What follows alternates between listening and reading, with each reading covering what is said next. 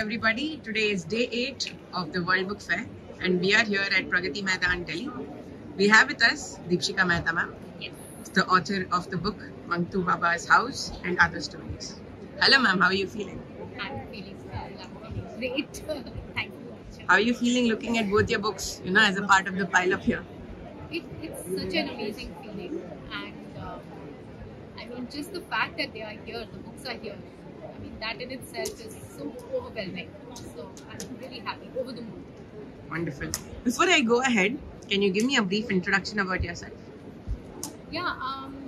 So the most important fact about me is that I'm a mother of 2 kids who are very fond of reading, and therefore both my books are children's books, and I must say that my children were the inspiration behind writing these books, even though this particular book came about for a different reason, but eventually my children loved it and read it, and therefore that encouraged me to write my second book.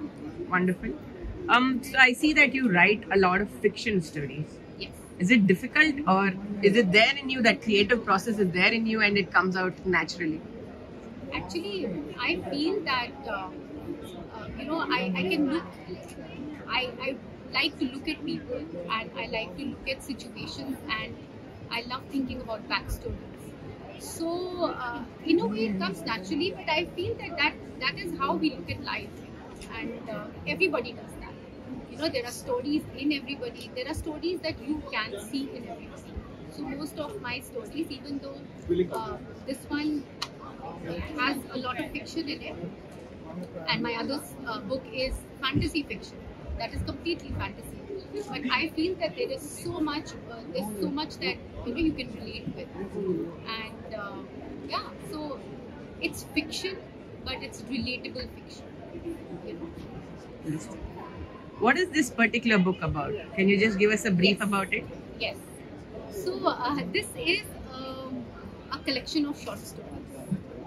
Okay, and now the thing is that these stories are about a boy who grew up in a Himachali village in 1950s. Okay, how do I know that? Because that boy is actually my dad. So I found his journals when I was helping my mother, shift her house, and I was going through grief at that time because I had lost my father. And when I found these journals, and it was so beautiful because I have been, my father used to encourage me to journal every evening, every night, and when I found his journals, it was a validation of whatever I have felt and experienced while journaling. So what I did was that I combined those journal entries with my memories of his childhood village home, and I created a fictional world. So I wouldn't say it's not a memoir, it's not pure fiction, because the places and the people in this are real. Most of them are real, and they're very close to my heart. And these are also people that I noticed when I used to visit the village. These are personalities that I observed, and I attributed some story to their behavior and how they behaved or how they looked. If there was a very smirky kind of a look on their faces. As a child, how would you look at a smirk? Correct. What would you read it? So those are the kind of stories that I kind of woven together with people and places. Understood. Yeah. Who is Mangtu Baba? Yeah, that's so Mangtu Baba's house. Out of this collection of stories is my favorite story, because Mangtu Baba was actually, he used to live in the neighborhood house where my father lived. And I remember when I used to visit, I used to feel a little scared of him. And he was never rude. He never did anything to scare anyone. He just had that persona.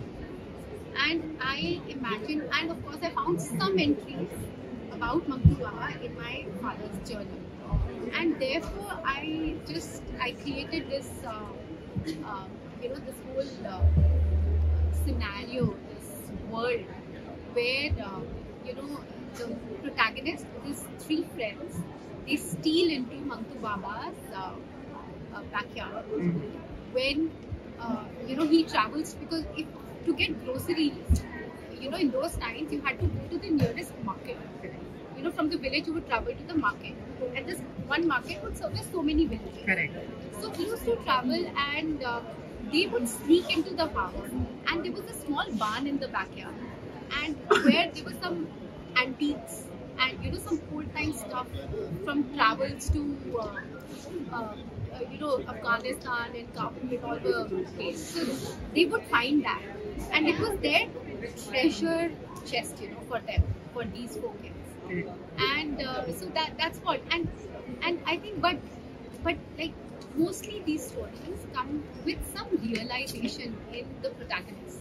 For example, in this story, the protagonist, who is also very scared of Mangtu Baba, eventually comes away looking at him as somebody who's just human, who has his flaws, but he's not scary. He just has a very overwhelming past, and he gets over his fear through that. Very nice. Your cover is very interesting, and I think as a child it would be something that I would immediately pick up because it's colorful, it has a story to tell. Yes. What was your idea behind the cover design? I wanted children to look at the book and get attracted to it, of course.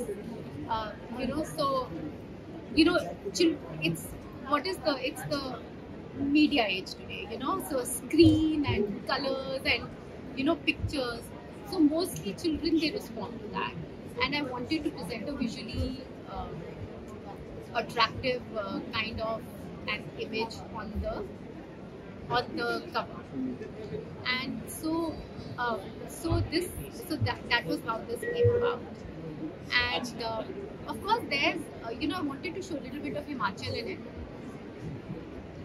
There's someone who wanted to get a signed copy from you. Okay. Yeah, like a reader wants to get a signed copy from you. Okay. So we can We can cut this off, not a problem. I'm sorry for No, it's okay. I would love that. This is nice in the middle of the exactly. That's why I saw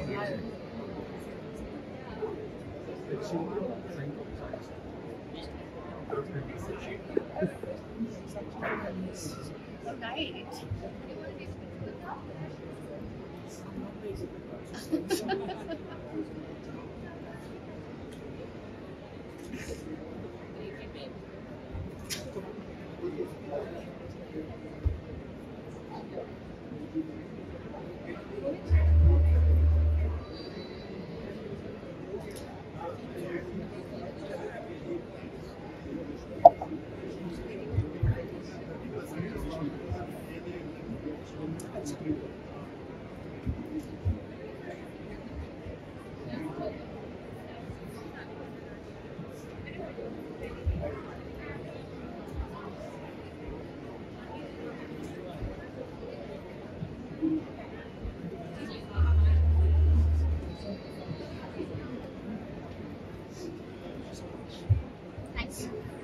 I'll just ask you that question again so that it'll be easy to overlap. Yeah, sure. What was the question?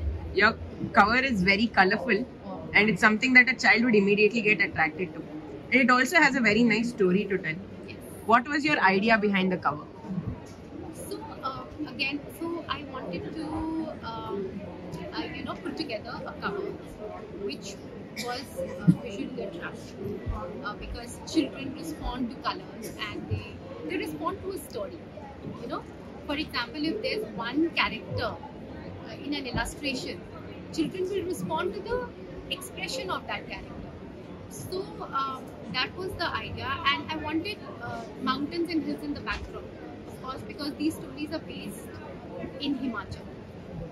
And Mangtu Baba was my favorite character out of all these, and so I just wanted him on the cover. So that was how this cover came about. What's your writing schedule like? Are you someone who spontaneously, writes it? It comes as a free flow of thoughts, or do you have like a schedule that you prepare to pen down what you have? No, I am not somebody who plans a schedule. However, it does happen by itself, because there are household chores and there are, life gets in the way. So what I do is that whenever I can get time, I try to write. That said, if there are a lot of distractions, I find it a little hard. So the best time I write is if I'm traveling, if I'm journeying, no matter where I am. I mean, not in the car, I can't write in the car, but whether if I'm in a train or if I'm flying, then I love to take out my laptop and just write away. But obviously one isn't traveling all the time, so at home, whenever I get time, I try to write. Yeah. Mostly, my most productive time is early mornings. Yeah. So before anybody wakes up, I like to make myself a cup of tea and I sit down and I try not to get into the things to do that day. So I don't want the life to kind of be the first thing that I think about, and I go back to my story, I read what I had written, try to edit it a little and take it forward. Yeah. Correct. So when you decided to publish, did you have any purpose in your mind as to why you want to publish this book? See, this book is a tribute to my father. So when I wrote it, it was a cathartic exercise. I was hurting a lot, and it happened spontaneously that I just took out my journal and it was handwritten at that time. So when I finished writing, I felt a lot better. It was like I had a lighter heart. But I had not planned to publish it at that time. I had not even planned to be a writer at that time. But when I shared this with my family, they loved it. And then, somebody told me that why don't you get illustrations done, because it's very vivid, descriptions inside. So that is how first illustrations happened. And then, I said, okay, fine, this is happening. And then that's how the whole publication journey started. Did your kids and the way you tell your story to your kids have an influence in your writing? In my writing? Yeah. How my kids... When you tell your story to kids, did that have like a style of writing for you which you concentrated on? Because No, okay, it's my style. I just, whatever, it's how I like to write and how I like to express, and I think that maybe somewhere they have taken from me, because how I tell the story, they definitely connect with me so we do end up discussing a lot of literature and language, so which is true for both my daughter and my son. It's always a give and take, when that happens at home. Whether if it's language, that is how it will happen. If whatever profession a parent follows, at some level children will get impacted by it, and how they grow up and how they kind of express themselves will be impacted by how the parents communicate.